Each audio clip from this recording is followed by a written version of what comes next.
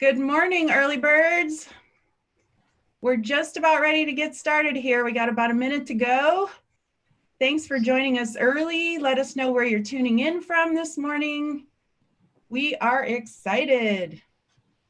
I'm going to go ahead and bring in the Facebook Live audience.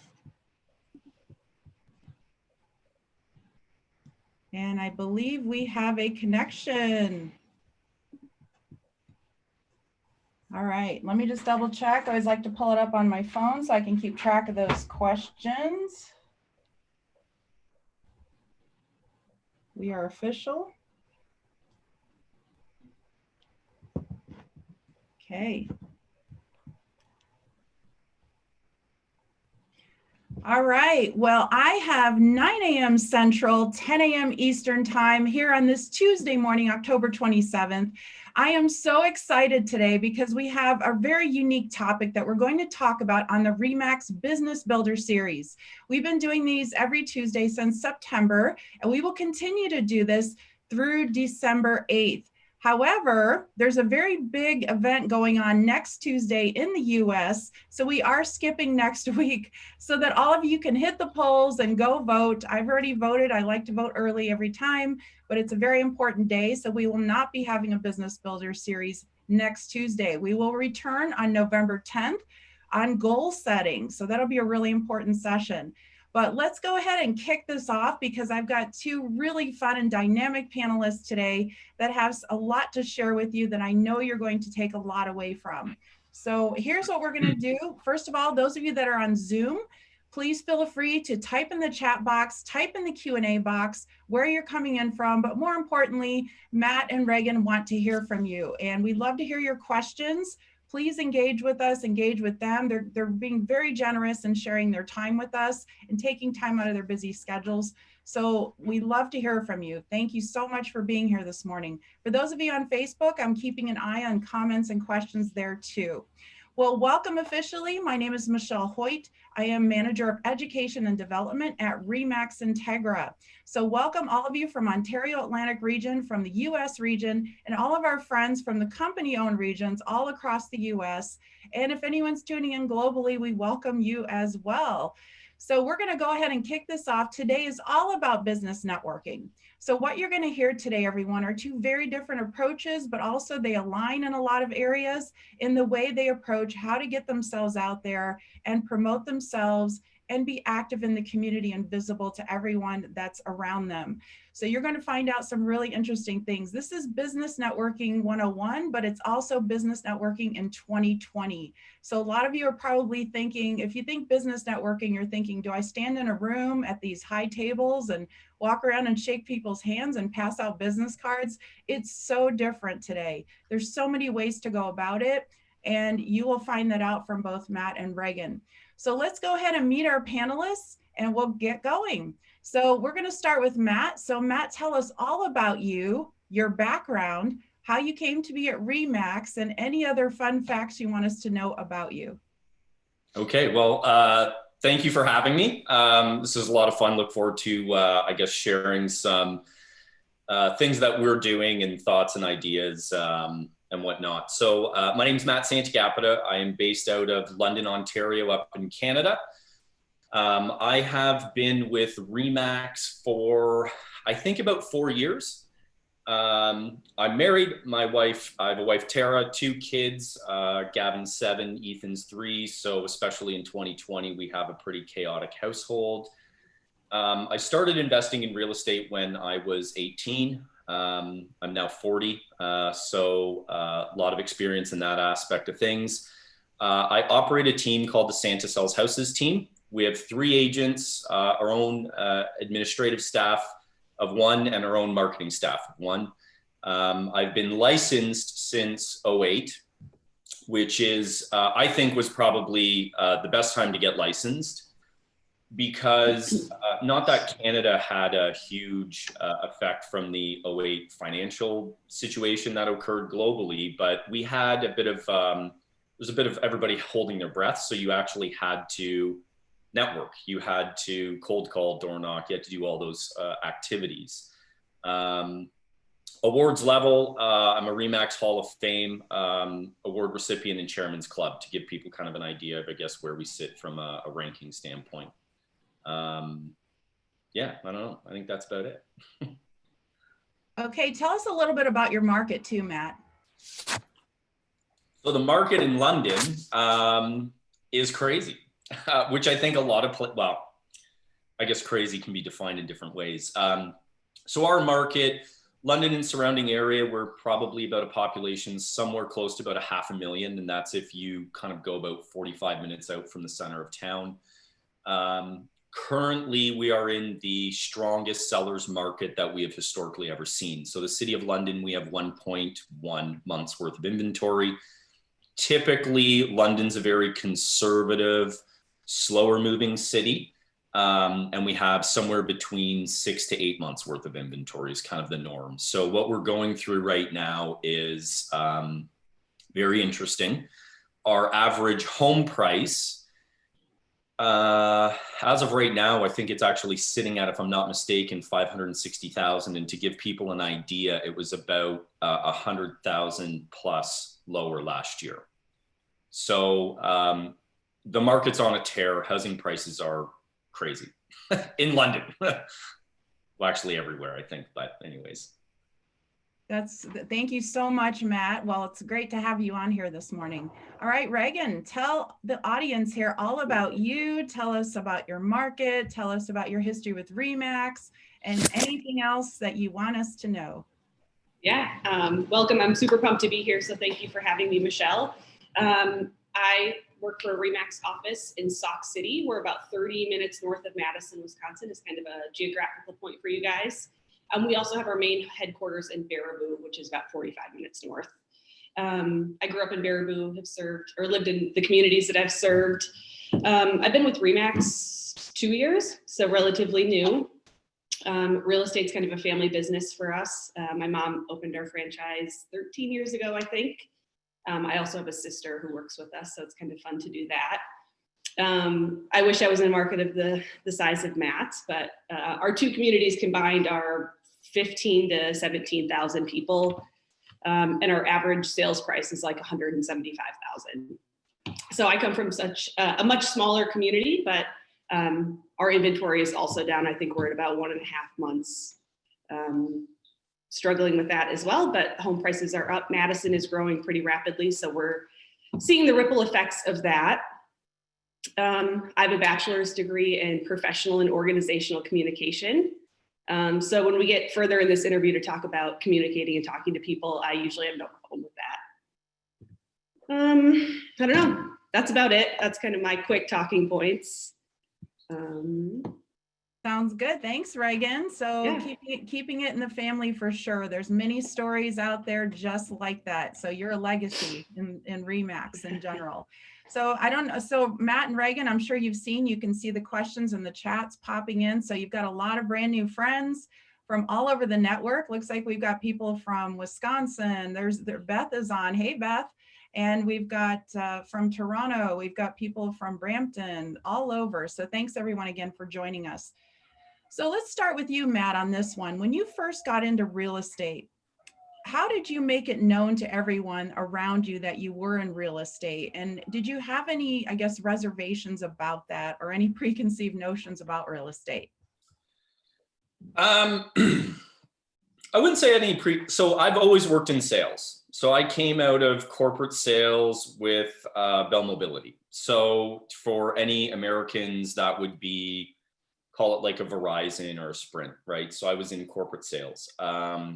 So I was used to sales. I was used to, having to strike up a conversation with a stranger or cold call a business, right? So how I got started, when I got started, it was 2008.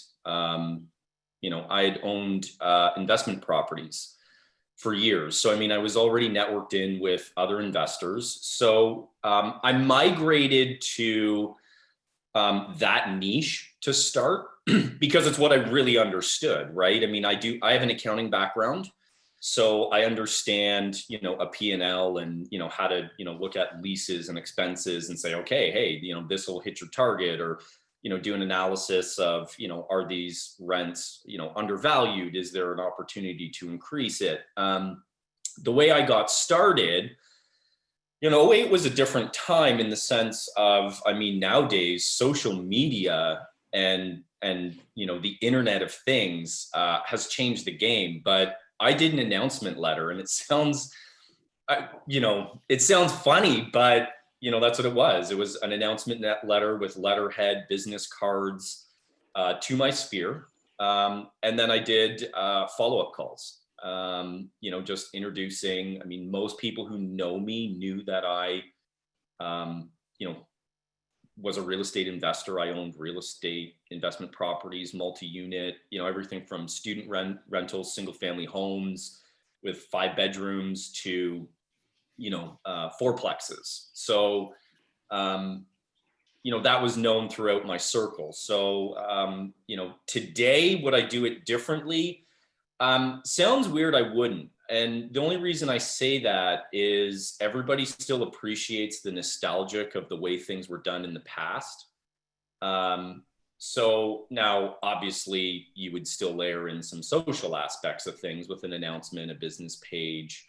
One thing I wish I did in '08 that we really just started doing about 3-4 years ago is I really wish I started utilizing a blog. I think that's where I really missed the boat. But I think everybody does. So, it's not a big deal. We're playing catch up now. No, absolutely. So Raegen, how about you? When you first, I know you talked a little bit about that in your history, but in general, how did you make that transition in daily conversations with people from Raegen, who's just a human being, to Raegen, the real estate professional?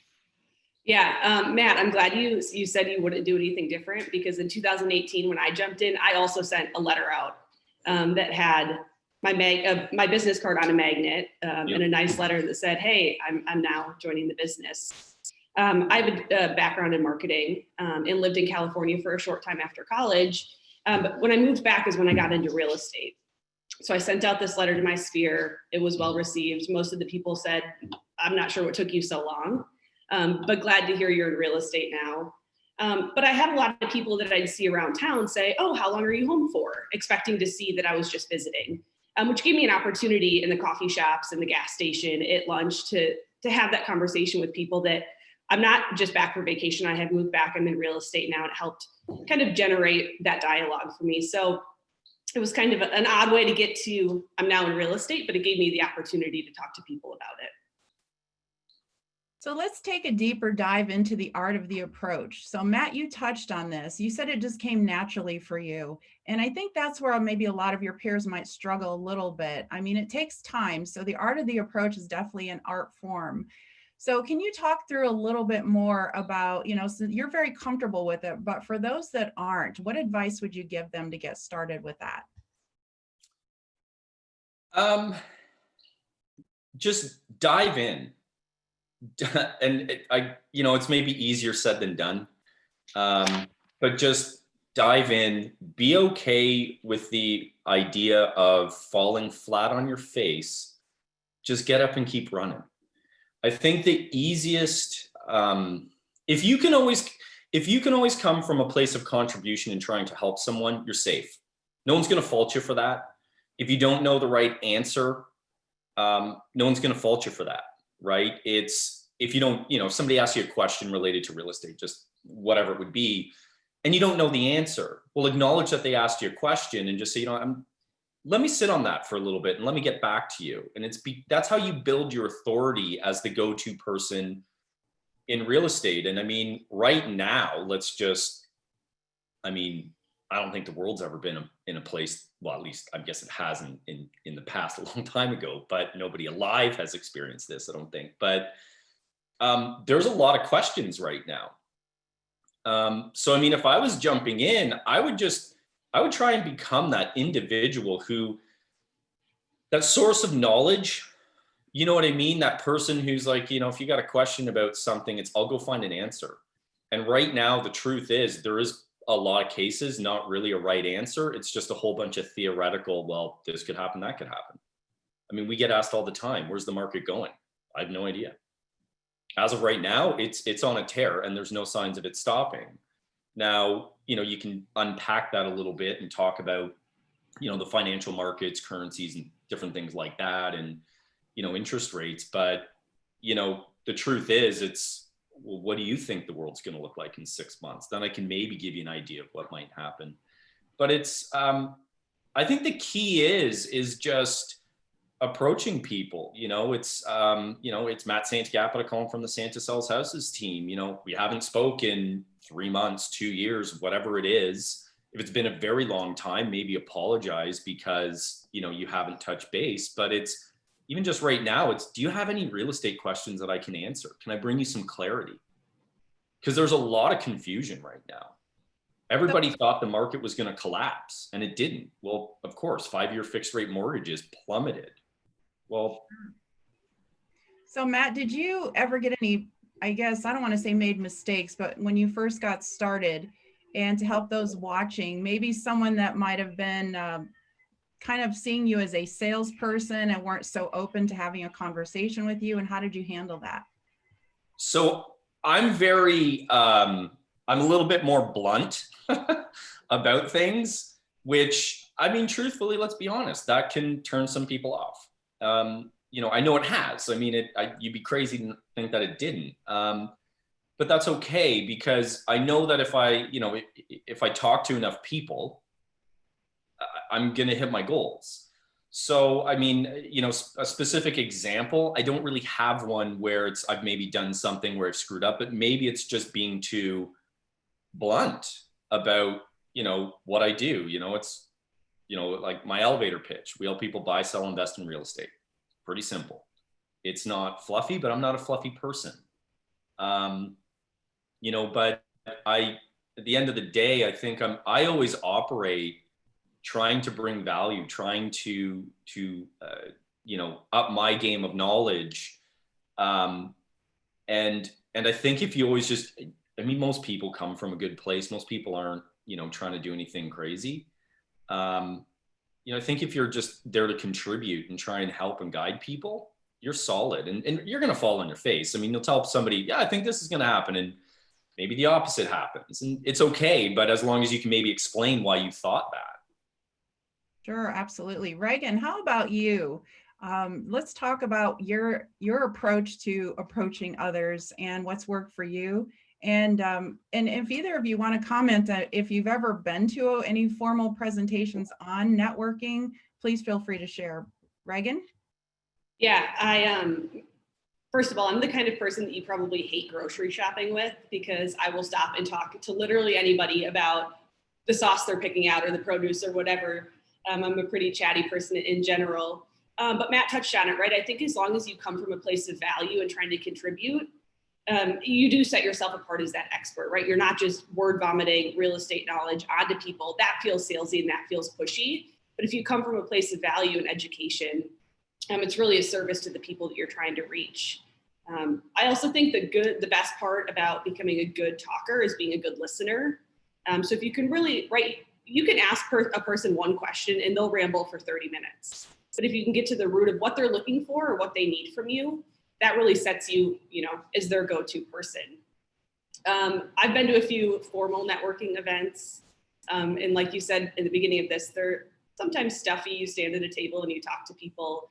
But I try to take a more relaxed approach to networking, and I call it networking in the wild, where you just kind of network wherever you go. There's usually always an opportunity for conversation, to get to know somebody better, meet a stranger. I'm just usually always have my real estate hat on if I'm out in public. Well, and that's great. That's how it's supposed to work. So Matt, you mentioned elevator pitch. So let's talk about that. When people ask you, when you're not wearing any Remax gear or anything that makes it obvious what you do, when they ask you the question, hey, Matt, what do you do? Because it's such a common question. What do you typically say, and what could your peers watching this take from that? I literally just skip straight to it. We help people buy, sell, invest in real estate. How can I help you? It's, and it's weird. Like, don't get me wrong. It's weird because, An elevator pitch is supposed to, generally we look at it, it's supposed to be something that's a little more like fun, which is okay, right? It's whatever works for you. What's weird is that we find more and more, and this is, I guess, a creation of social media and the effects of, the state of the internet. I don't have to wear anything real estate related, and a lot of people just know what we do because of some of the stuff that we do on our online platforms. I was getting winter tires put on my car 2 weeks ago, I think, or a week ago. And I'm all masked up, right? So, you can just, it's like, okay, it's like you can imagine, you can't really see a whole lot. And there was another younger guy who was getting his winter tires put on too. And we just started talking, and he's like, I've seen you somewhere. He's like, he's like, I don't know where. I'm like, I'm in real estate. He's like, you're the Santa guy. And I'm like, yep. It's, I don't know. It's, and again, it's like, there's nothing wrong with being blunt. It sounds weird. But it's whatever works. That works for me. Right. Right. Well, and the thing is, you're taking your name, your last name, and you have sort of a gimmick off of that. And I think that's very creative, and that's awesome. So, Raegen, what do you say, Raegen, when people ask you what you do? Yeah, I also don't have a big, long elevator pitch. I could probably come up with one off the cuff that sounds a little more polished if you're looking for that. But I have the benefit of being in a small town. Our franchise has been around for a long time. We have a large majority of the market share. Most of the people know who we are at RE/MAX Grand and what we do. So most of the time I say I'm a full-time sales agent at RE/MAX Grand, and I'm super lucky to be a part of that company. And people know about it. If you really let me get on my RE/MAX soapbox, I can blab for a long time, because I truly believe in what this company does, and what our brand offers. Well, you really bring up a great point, Raegen. And for both of you, have you ever had to explain to anyone what RE/MAX is? Isn't that a gateway into an entire conversation that could ultimately end up in a transaction? Yeah. Yeah. Everyone knows the balloon. Everyone knows RE/MAX. Yes. That's awesome. Yeah. All right. It is globally, it's one of the most recognized brands, right? It's in the top 10. It really, it takes out the need for an elevator pitch, which is awesome, because then we can really just get to the conversation.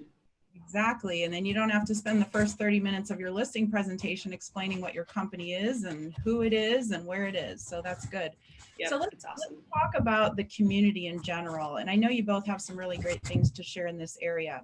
So let's talk about what events or organizations or things do you do in the community, and how do you get yourself out there?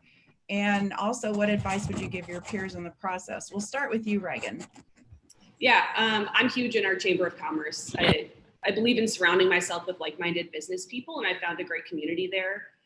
So I'm on a number of different committees, planning events, have volunteered at the Chamber myself, and have found that just by being around those people and sharing with them what RE/MAX does, I've been able to kind of become a semi-expert. I'm the go-to realtor for a lot of the people that I've networked with there. I also helped start kind of a business alliance here in Sauk City. This is a much smaller community, and we saw a need for just kind of a think tank meeting group for different small business owners in our town. So there's probably 15 to 20 of us that show up every month and just bounce ideas off of each other. Again, just recognizing that need and coming together to collaborate as business owners. We share ideas, we share struggles, because the struggle that the resale store down the street is experiencing, the coffee shop is already solved. So we do that a lot, but just over in general, our RE/MAX brand culture is really we have a big culture of service. And so a lot of the agents in our office volunteer with the Young Professionals Group or the VFW, different organizations around town. So in our local community, people have come to know that agents that work with RE/MAX are agents that serve the communities that they work in. That's great. And so in the process, what you are is you're networking with other small business owners, helping each other, and you all have commonality in that there's customer service. You all want to be profitable. You want to get your name out there. So there's a lot of common ground there, right? Yeah, I think, we're all in this together, and 2020 has been a unique year for all of us. And the struggles that we're experiencing as agents, the insurance agents are doing it as well. The car salesman, everybody who's in any sort of business, we're all experiencing it together. But I think at the end of the day, if you just show up for your fellow human and for your neighbor and for whoever else you're working with, right? If you can show up for them in their time of need or in celebration or whatever, they're going to look to you in their time of buying or selling, right? They can trust that you're going to show up in the same capacity that you did when they needed help switching their market around or planning a new event. For sure. And because you have a strong marketing background, I think, any type of free advice to another small business owner probably goes over huge, because there's companies contacting them on a regular basis saying, if you pay me $500 a month, I'll get your name on Google. I'll do this, I'll do that. But if you can give them free tips, and Raegen, I know you can. Yeah, a guy that lives across the street from our office here in Sauk owns a small kind of t-shirt and apparel design company. And he texted me the other day just trying to bounce ideas off of me. I also have a web design background and have volunteered to make websites for people because like you guys know, we're hit up every week, it seems like, trying to sell something. And hey, it's Joe from blah, blah, blah. And here's my program. It's only $2,000 a year, right? We can get just sold to death. So I really believe in collaboration and sharing. I think we're all better off. They say like rising tides rise all ships. So I try to share. I'm a pretty open book. And I do believe giving back comes back in full return.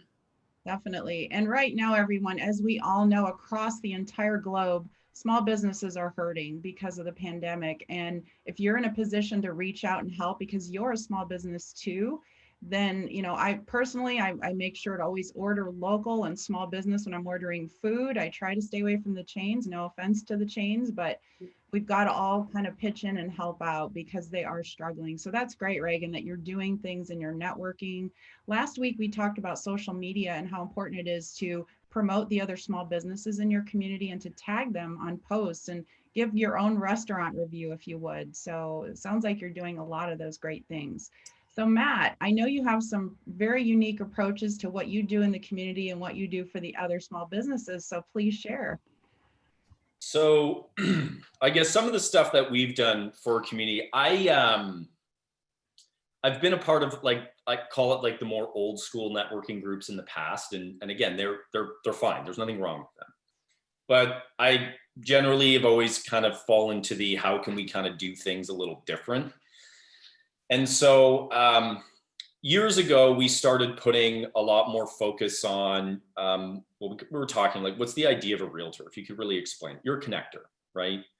I think the Google search bar kind of really disrupted our industry more than we think. And the reason I say that is 20 years ago, if somebody was looking for a plumber, an electrician, a really good restaurant for the first date, maybe you would go and talk to a realtor. And it's maybe not for the first date, but it's, hey, like, who should I talk to for some landscaping? Who should I talk to for a deck, right?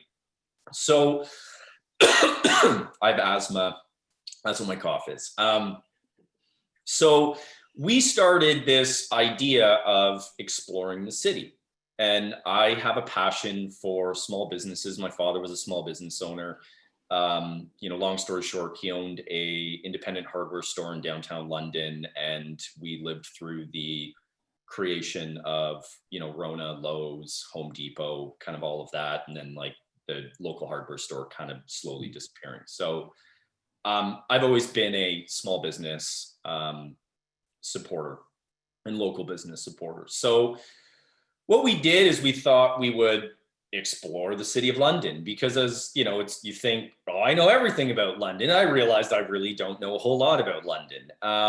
And it's, if you focus on helping people, it's fun what kind of comes back. So, as an example, the one thing we started was a business of the week interview. Obviously, it's very hard to do these kinds of things right now. So we've stopped for 2020, but we're itching to get back at it. But we would just go and interview businesses, and they would just have to be a small local independent business. That was kind of the criteria. But the part that is interesting about it is if you start reading how there's two sides to this. One is getting better at knowing where to go for things and, coming from contribution and helping expose some of these businesses. But back to the whole comment of I wish I had a blog a lot earlier, is it's also an indexing your city exercise if you want to get into a nitty-gritty business analysis. So we're now indexing, call it every small business within the City of London. And then from a Google standpoint, who do they see? They see us, and that's how we think we're going to win in the long haul. But then, you show up and you do a 3-minute interview with a business owner and talk about what they're doing, why they're doing it, why are they passionate about coffee or starting an apparel brand or whatever it is. They love it because you're kind of cross-pollinating your ecosystem and their ecosystem, and it's just fun. I mean, it's a lot of fun. What also comes out of it is you end up getting a whole ton of free stuff, which is kind of neat. We always did giveaways, but then when we do client appreciation events, what's really nice about it as well is we now have a network of, call it go-to local people who support what we do. One of the things we looked at the other day was, just our business of the week series was how many deals can we directly point to it? And this was, it was yesterday that I actually sat down in the morning and just did this. We counted 12, and then I just stopped counting because I'm like, well, it was just to validate, to give some context to, the benefits of doing these things. And well, it brought 12 that we could 100% wholeheartedly point to and say, these deals didn't occur any other way. And it's fun, and it's networking, it's building your sphere, it's building your audience. And to this day, I mean, all these business owners.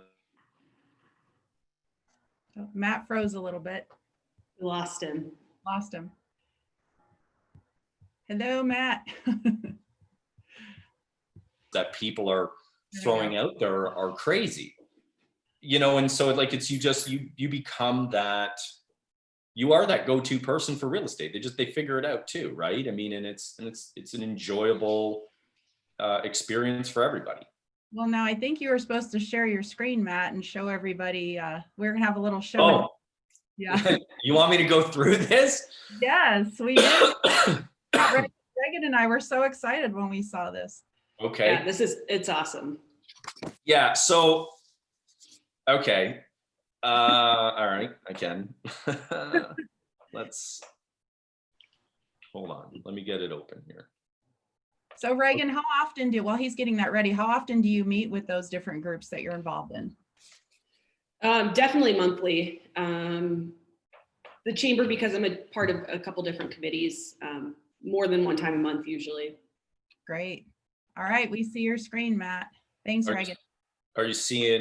You're seeing the Lecorum one? I don't know what's going on with my computer either, which is weird, but is it? If all else fails, just restart. What's that? Well, no, it's not right now, but yeah.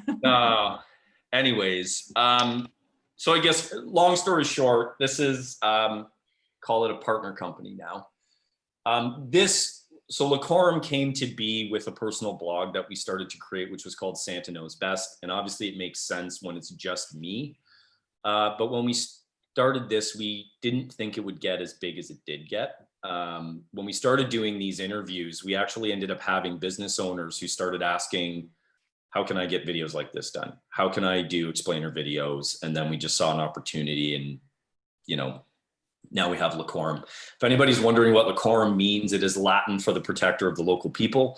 Kind of in some roundabout way, I guess you could Google it and read what it really means, I guess.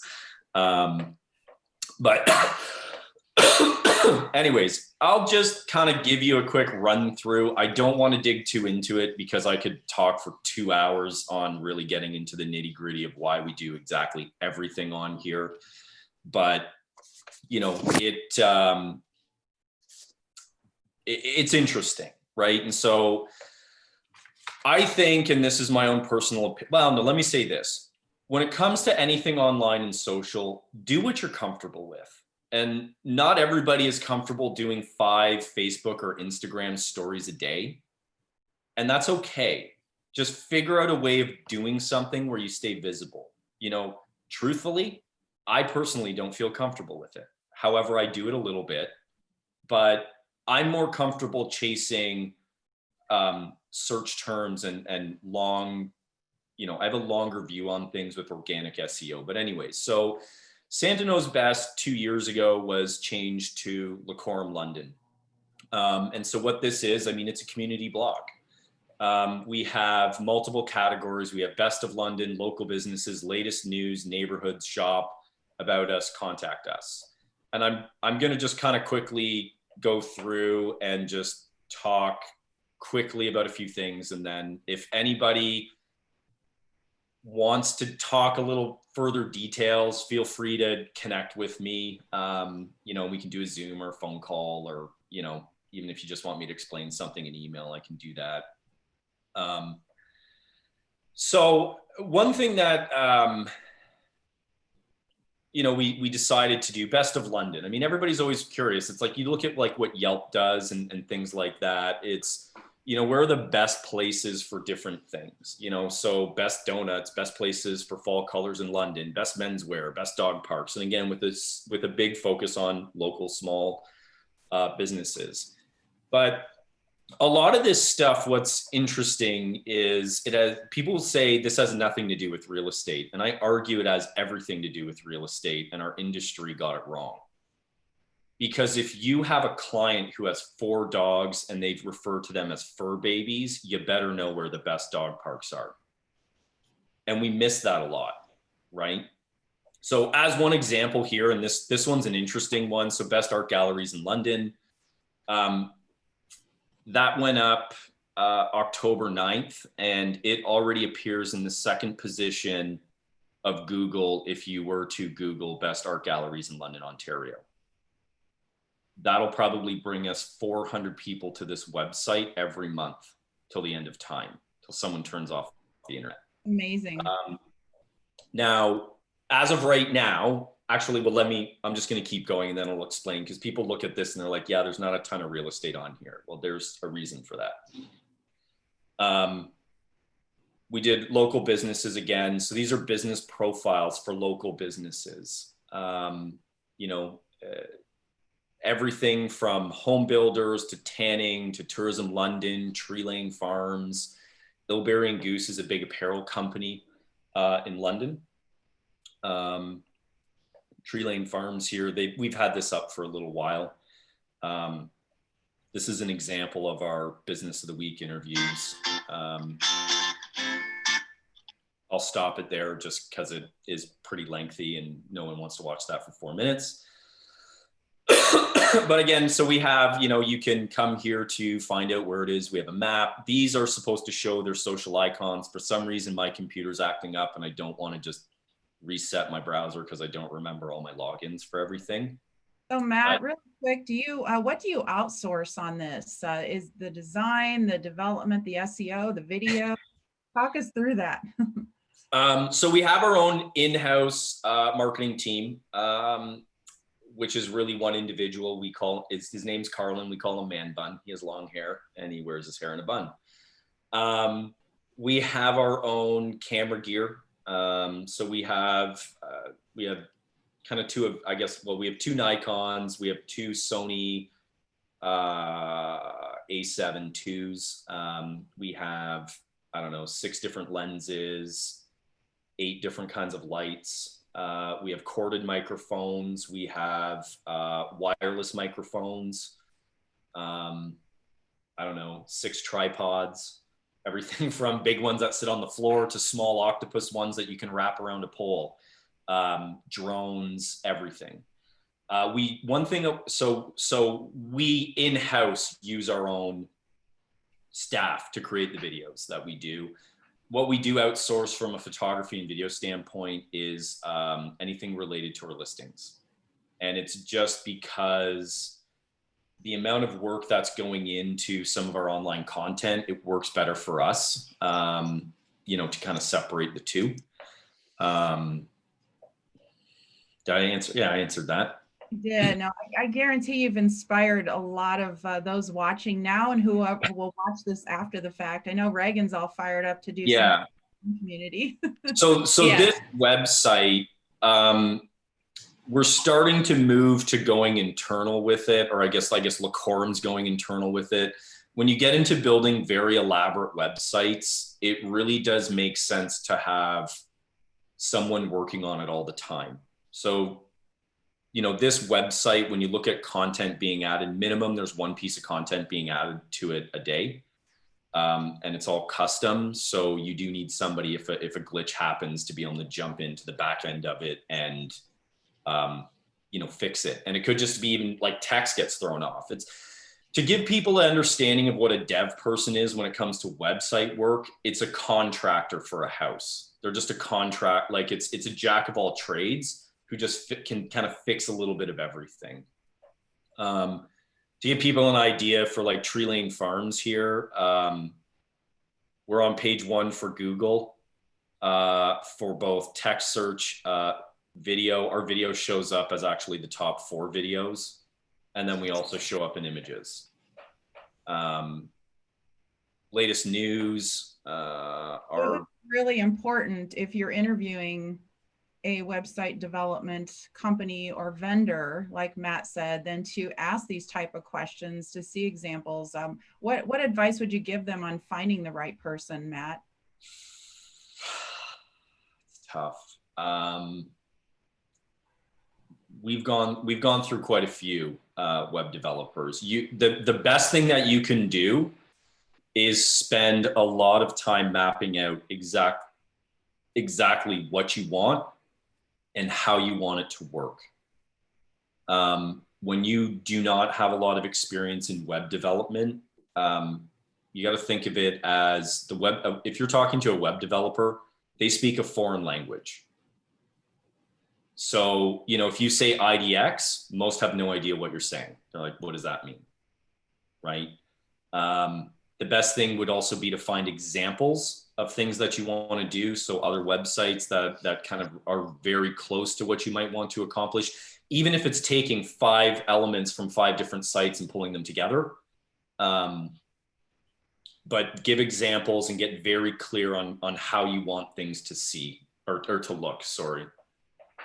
So Matt, can you share any success stories with us on how, first of all, how do you, as a real estate professional, how do you host a website like this? How do you get recognized, I guess, as a real estate professional? And then has this resulted in actual transactions, your efforts in doing this? So our business of the week series and how we push this information through social, I've sat down with complete strangers and, you have your practice listing presentation that you do for everybody and you start through it. And I've had somebody say, listen, just stop. I've heard enough. Just tell me what I need to do to get my home sold. I see what you do and I don't understand how you're in my face every day. So yeah, I mean, I know it works. I know it works. I don't necessarily always like to be out and known as a realtor, which maybe sounds weird. But for instance, and I haven't been to a grocery store in a very long period of time, but let's say like 2 years ago, if I had to swing into a grocery store, generally I don't have a lot of time. I will wear sunglasses and toque if I don't want to be recognized. And it's because that is the power of our video. We did one video at the start of COVID that had reach of 200,000 people in 30 days. So, once the key here is consistency.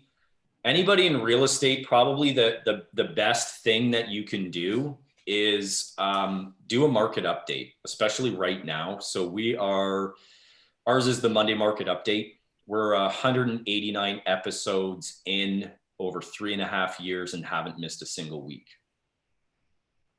That's amazing. So one of the questions is, we'll get to you, Raegen, here in just a second, I promise. And so one of the questions I see that came in says, how often do you update the website? So Lecorum updates their website every day.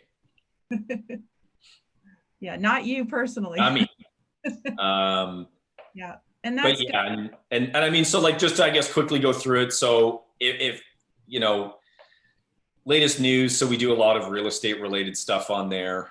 I'll just quickly go through this and then we'll just, you know, so for instance, we'll actually do like neighborhoods, different high-rise towers. That's fun. We have an interactive neighborhood map on here. Where you talk about the neighborhood. What's fun about that is you can direct people. So if you're working with a buyer and they're like, hey, you know, a neighborhood becomes a conversation. That's lifestyle, right? So, well, here, let me shoot you, you know, 4 links to 4 neighborhoods that I think that would work based off of what you've said. The other element that's very neat about Lecorum is, it's also become so Shop Lecorum is an online marketplace designed to provide Londoners with a one-stop shop for everything that our local businesses do, which is, in short, call it an Amazon for small businesses. So that also was created, you know, by the Lecorum team and our partners there. That's great. During this. Now, I'll also just touch on it and then we'll move on because I don't really want to dominate the conversation, but this is a very interesting thing. So what Lecorum also launched is Lecorum Rewards, which is it's a rewards program. So if you buy a home, sell a home, and acquire a mortgage through a Lecorum approved realtor and mortgage agent or real estate partner, as they're defined, you get $1,500 to spend in the shop. That can be everything from t-shirts made by a local apparel company to there's even renovation companies on the shop. So it's a really interesting program that soft launched, I think it was about 2 months ago. The Lecorum team's working out some kinks and then, you know, going to go gangbusters on it. That's amazing. Thank you so much for sharing, you know, and everyone watching, I'm sure you might be looking at this maybe a little bit intimidated, thinking what a huge undertaking. I mean, Matt had a vision and I like the way you put it. You mapped it out. Here's what I want it to look like. And then you got to find the right people and the experts to do it. Make no mistake, you are real estate professionals. You're not website developers. Right. You're not, you want to take those offline relationships, those online relationships to offline is always your goal. Raegen, you are a social media guru. So share with us what you're doing to network and make yourself visible, as well as your company, because you also play a role in your brokerage where you mentor and train the agents too. So feel free to share your screen and share what you're doing.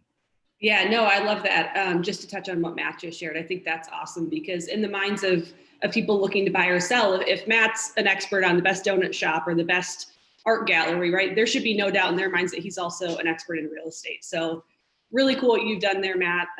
Excited that you were able to share that with us. Thank you. But yeah, like Michelle said, I also train our agents and do some operations here for our brokerage. But again, we're in a much smaller community. If I joked with Matt that if I did a best donuts in Baraboo, we'd have one donut shop. So it'd be a pretty short article. But we try to do stuff. I try to do it though. Yeah, right. Yeah. It would be kind of funny, right? Yeah. Best donut shop. We have one. Yeah, perfect. We've got one. Yep. Our website would be much smaller. But there's nothing wrong with that, right? We come from different areas. But yeah, I try to get our agents out into the community. We've ran campaigns we had everybody pick their favorite business. So we had 15 agents going out and picking 15 businesses in both communities we serve. So we reached 30 businesses here. And we had them go in and say, hey, I'm from Remax brand. And we were tasked to pick our favorite business. That was 30 pretty easy touch points that our agents were able to make. And then we posted those on our Facebook pages. We're getting ready to launch, hopefully today, a small business storm. With the idea of going to storm small businesses with takeout orders, with apparel pickups. Again, 2020 has been a pretty difficult year for a lot of people. And I've noticed people in our community posting on Facebook that they need help. They're about to go out of business and they need people to come in and place orders. So that's our initiative for this week. But again, we're just trying to deploy people into our communities to get in front of them. I think the most important part is just getting into their shops, into their stores, and having those conversations. Again, coming from a place of value, right? I don't come in and I say, hey, I'm with Remax and I want to talk to you about real estate. But instead I go in and say, how are things going for you? How's business been? Is there anything we can do to help you, right? Again, we're all in this together. And coming from a small community, I think it's important to just show up. That sounds great. And then anything in particular you're doing on your Facebook business page or your agents in your office? Yeah, again, just being experts, right? We're trying to share, and that's been our big focus for 2020 is just sharing knowledge, right? We're not trying to sell, we're not trying to generate a bunch of clients. We understand that that's a byproduct of what we're doing. But if people can look to you as a source when they're in need of information, or they're in need of help, or they're in need of business themselves, right? If we can be the community leaders that our community needs at this time, again, there's no doubt in people's minds that when they're ready to buy or sell, that they know where they're going to go. And what other social media channels do you use besides Facebook? We use Instagram. YouTube has been a big thing that we're gearing up towards. We're a little late on the video train, but I'm hopeful that we'll get going there. Any TikTok? My sister, yeah. My sister Riley that works with us has kind of taken over our social media, and she just started a couple months ago. So we're ramping things up. Again, with Matt's advice, we're going to start a blog. So stay tuned. Call me at this time next year and I'll be able to show you everything that we're doing. All right. TikTok might be one of them. That'd be fun. Quite possibly. So Matt, talk to us at as high level as you want or low level as you want on social media. What are your overall efforts there? I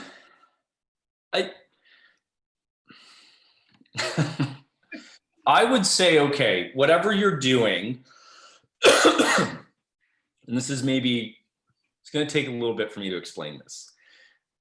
Everything you do, or let's talk what we try and do. Everything we try and do, we try and operate off the philosophy of it's evergreen. So for instance, you got to remember, how these platforms are built, right? Like how Facebook, Instagram, how everything's built, okay? Someone gets a business idea, they get a whole bunch of, psychologists in the room. To just be very honest here, there's a reason why it's a thumbs up and a heart and a hug, because it actually tweaks our inner beings, right? But and again, this is just me, it doesn't work as well with me. I see some people who do Instagram and Facebook stories all day long, and I love it because it's them, it works for them.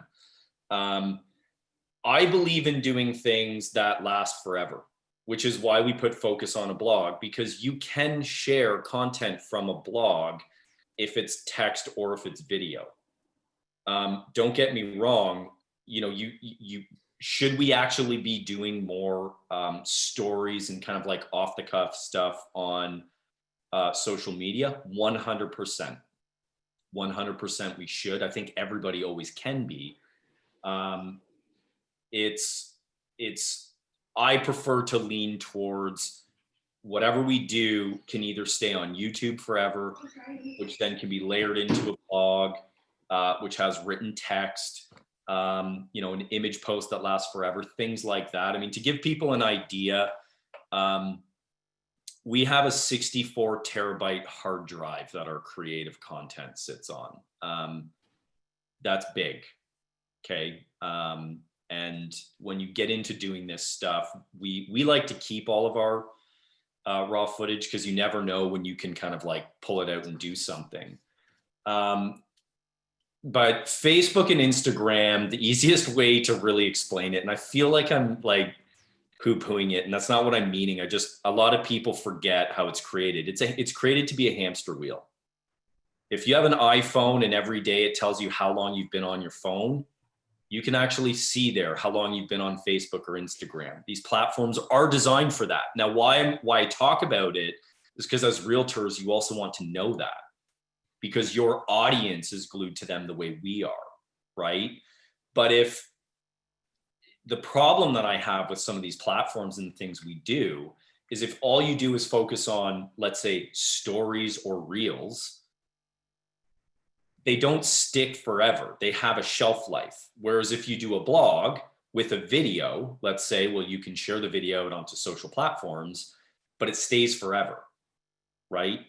So that's why I'm playing a 10-year game with what we're doing in our strategy. And it's because I'm just picking and choosing where I want to invest my time. Now, I also like to just interact with business owners. That's my jam. That's what I like.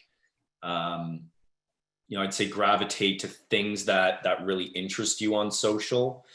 But at the same time, we have staff that do it. Matt, one of the things that I like that you've done is you have separate social profiles for your different avenues of your business, Lecorum and your own and your team, right? Yeah. Yep.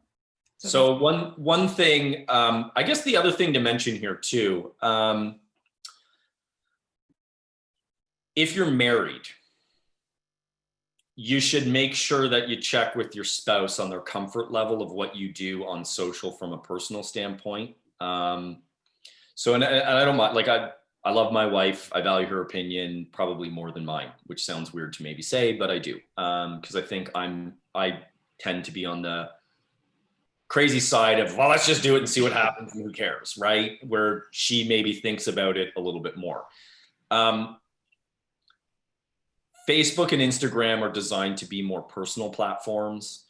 And even if you do dissect what gets engagement, they are more things like pictures of your kids and your family and things like that, right?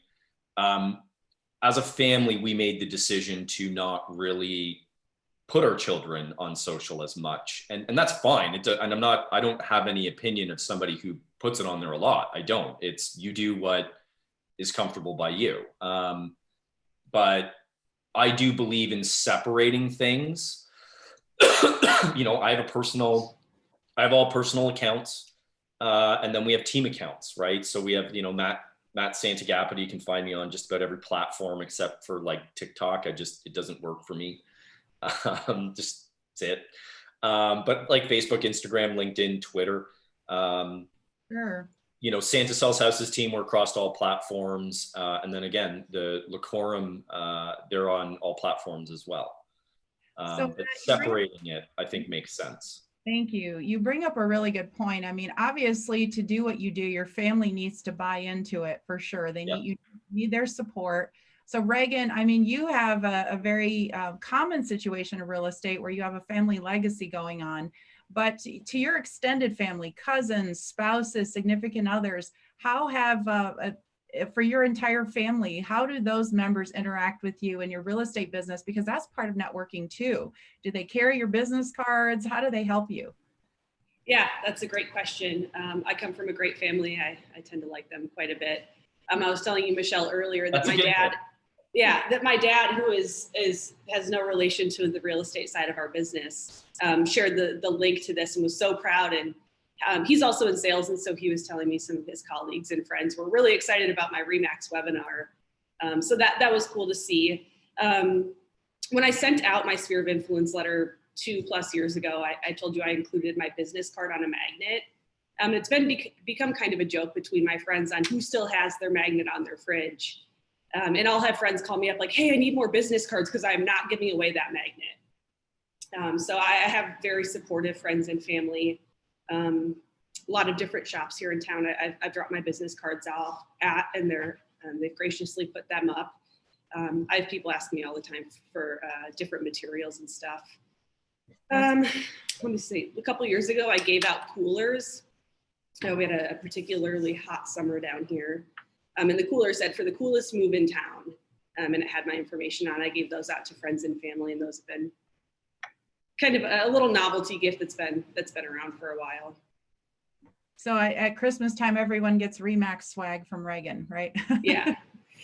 I built a website that has like custom RE/MAX brand printed apparel on it as a go-to just kind of resource for the agents in our office.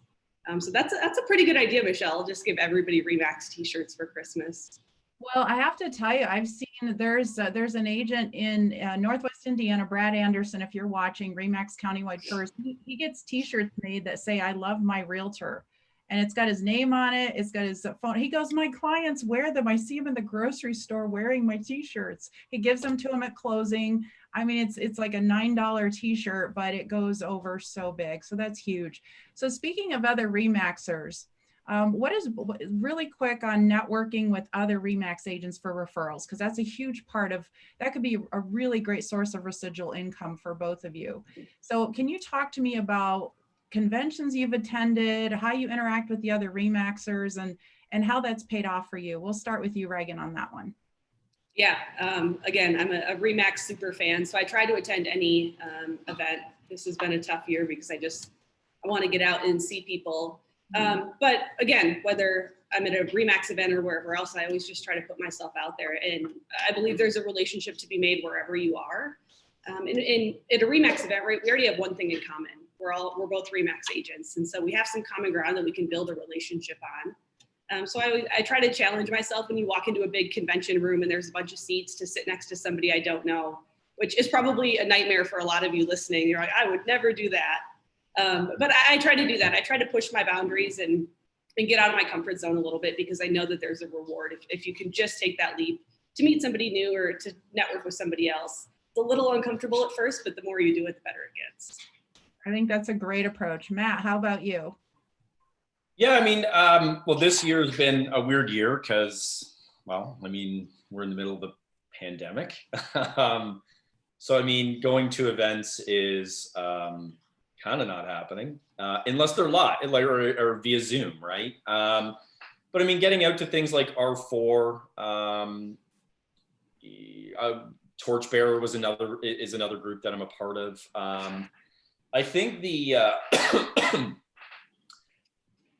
search out, like, and it's get on Facebook, get on LinkedIn, right? You know, jump into these, you know, call it like Facebook groups. And again, whether or not it's like Remax or even just like an overreaching in general real estate Facebook closed group, and just interact with people. You know, I mean, that's it, right? It's like, you know, I mean, you know, we've got, there's a handful anyways, where people always pose questions, where it's like, hey, what about this? Hey, like, here's a crazy scenario. This has never happened to me. Well, if it happened to you, give them some advice and establish that relationship. I mean, you know, does, you know, like to, I guess, like quantify income based off networking with other Remax agents. GCI for this year, 100,000 GCI from referrals, probably, like, just loosely thinking here, like maybe 80, I don't know, but like pretty significant. Now also a few of them are some pretty big deals that were referred. I mean, the world's a smaller place, especially right now. Seeing how you're seeing this more, I think, in the United States versus Canada. You're seeing a lot more people move out of the very big cities in the States and move to a whole host of different areas in the United States. Now is the time to really network. But even, you know, well, you know, even like, you know, 5 reasons why to move to Baraboo, right? Like it's create content and put it out there, because you never know where somebody's going to move to, right? I mean, I've heard stories of, you know, people who, you know, were in New York City and now they're moving to the Midwest, and you kind of think that's so different, but well, no, it's one of them are from that area, and now's the time for them to do it because their employer said, yeah, you can go and work from home. So the sky's the limit on wherever you want to be. Yeah, right? for sure. I see some, let's take some questions and then we'll wrap this up. Thanks for hanging with us for a few extra minutes. So I see a couple questions about door knocking. So that's definitely a huge part of networking, and talk about taking a bold step. In case you guys out there, I know someone who I would call the king of door knocking. I'm sure plenty of you could call yourselves that too, but Lane Manning is with Remax Preferred in the Madison, Wisconsin area. He has 3 different scripts that he uses based on the scenario of how it goes when he knocks on the door. He's prepared. He also takes his kids, he takes his dogs, so he feels, maybe he's less threatening or less salesy. He wears his Remax gear. So there's so many ways to go about it. But if you could share with me, if Raegen, I don't know if you've tried door knocking, Matt, it sounds like you have. What are your thoughts on that? And especially right now, of course, you probably shouldn't do it, but in the past. Yeah, it's been a tough year for door knocking. I don't think a lot of people are excited about a stranger coming to their door. But like anything, right? It's uncomfortable. People are not wanting to door knock, but it's helpful. It's led to a lot of business for a lot of agents. So again, it's one of those things, if you can just put yourself out there and then, like you said, Michelle, have scripts, practice it. Practice door knocking with agents in your office or your spouse, and just get out there and do it, right? Again, wear your Remax gear, and we have the benefit of the brand, because if you open your door and you see somebody there with a Remax shirt on, you automatically know what they're there for. You know who they are, what they represent. And so again, it kind of takes that elevator pitch, the need for an elevator pitch out of it, and you can get right to the heart of the matter. For sure. Matt, how about you? What have you done? Yeah, I mean, we've done door knocking, obviously this year. I would agree that, depending on whose door you're knocking, it could go one of two ways. Well, it could go maybe three ways. But to me, it's not worth the risk of making that individual feel uncomfortable, because I think more than likely the vast majority of people, if you were to knock on their door right now, would not be receptive to it. But the way we've done it is, I mean, in most cases, let's be honest, there's 100 plus people on this. Everybody has a buyer right now, right? And let's just assume it's not 2020. Let's say assume it's 2019. Well, as long as you're doing a buyer consult where you sit down and you really figure out what they're after, number of bedrooms, bathrooms, price point, neighborhood, garage, attached, detached pool, whatever it may be.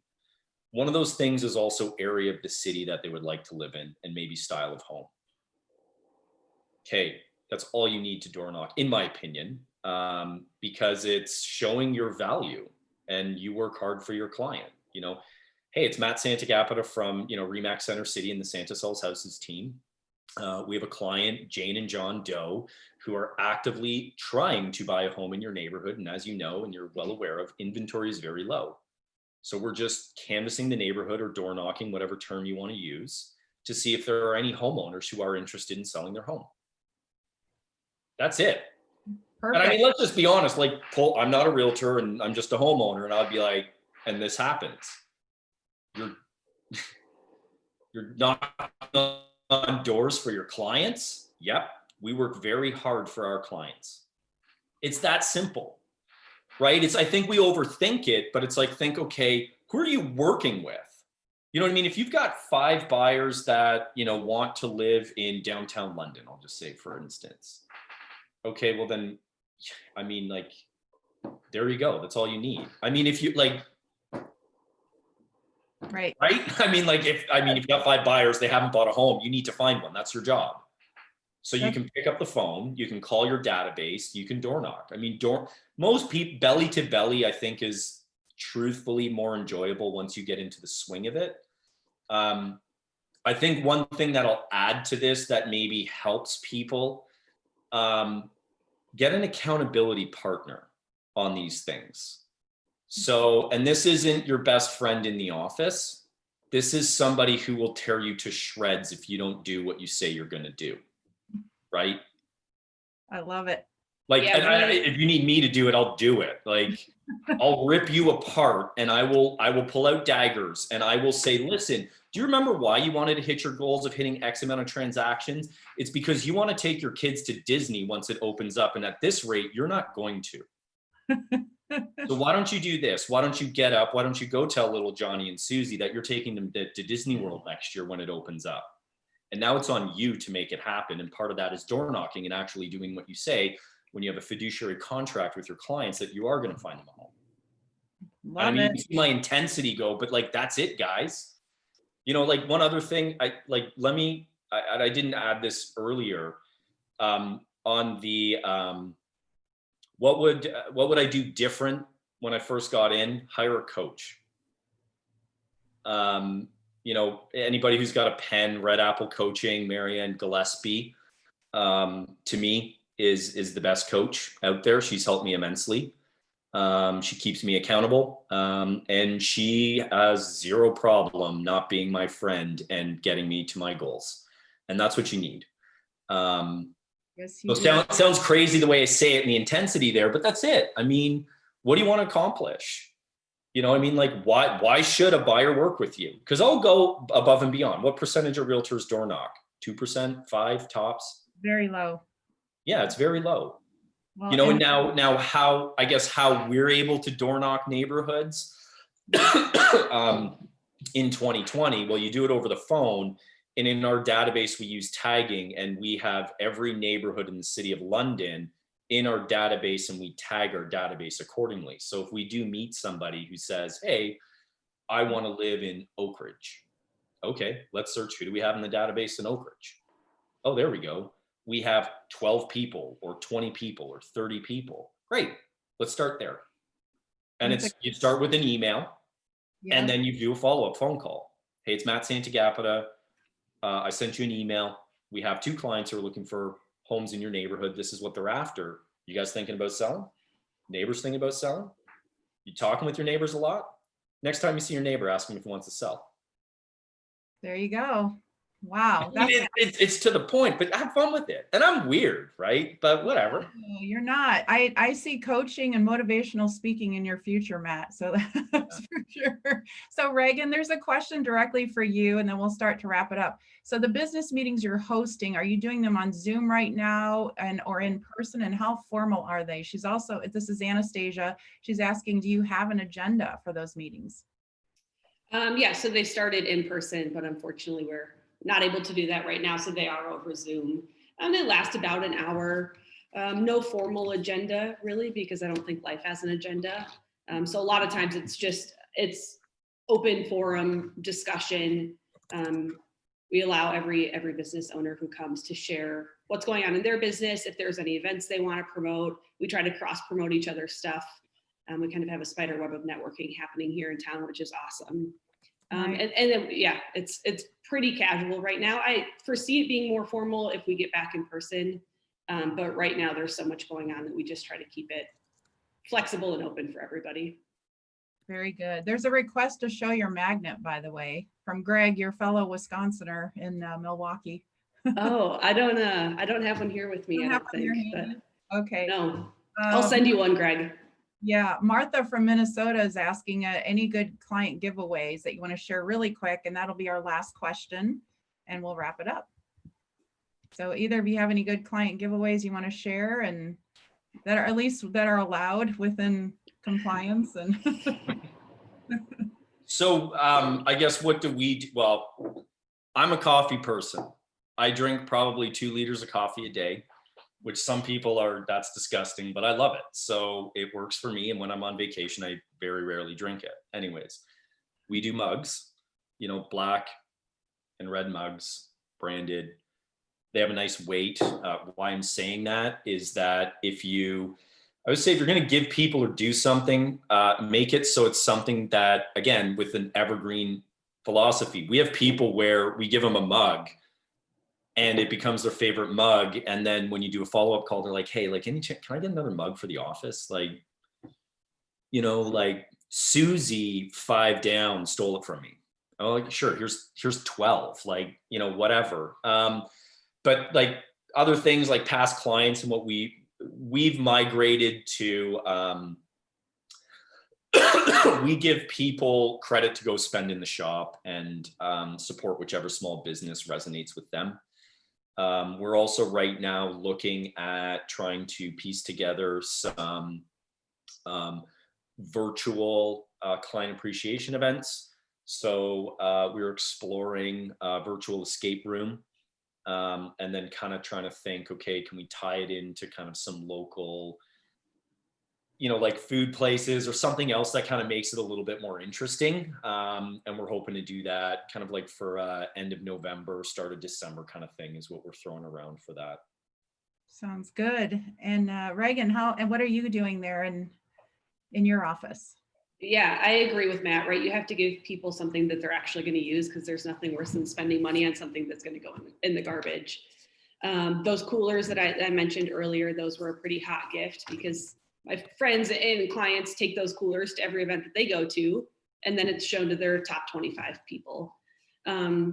I live on a lake here in Wisconsin, and so my goal for next summer is to put together some lake bags with towels and coolers and stuff, because every time you jump on your boat, you need a cooler, you need a towel.